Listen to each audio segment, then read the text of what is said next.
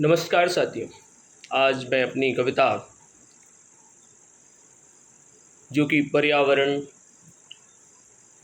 असंतुलन, पर्यावरण प्रदूषण को लेकर के बहुत ही महत्वपूर्ण है। एक महत्वपूर्ण घटक प्लास्टिक, जिसकी बंदी को लेकर के सरकारों ने समय समय पर मुहिम चलाए, सामाजिक संगठनों ने इसके लिए जागरूकता फैलाई।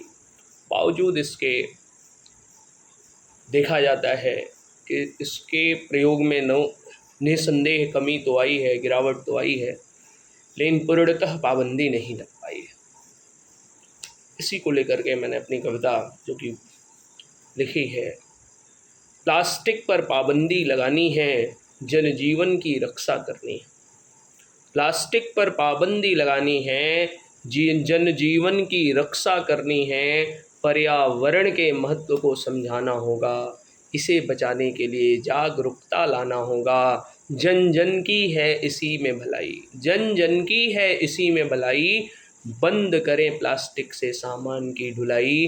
होते हैं इससे नुकसान बड़े बड़े, होते हैं इससे नुकसान बड़े बड़े, क्योंकि मिट्टी में मिलकर ये न सड़ें, फिर मिट्टी दूषित होती है, फिर मिट्टी दूषित होती है और फसल उचित नहीं देती है।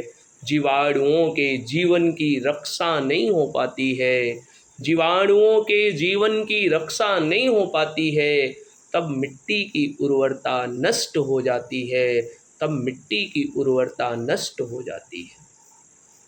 फिर फसल नहीं उग पाती है, फिर फसल नहीं उग पाती है, जिससे भोजन थाली तक न आती है। मनुष्य ससमय यदि नहीं खाएगा तो स्वस्थ सुखी कैसे रह पाएगा।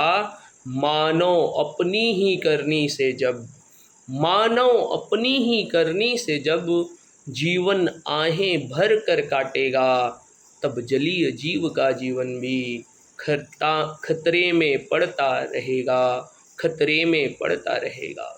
इसीलिए अब यह प्रण करना होगा, इसीलिए अब यह प्रण करना होगा, स्वयं से अब यह ऋण करना होगा।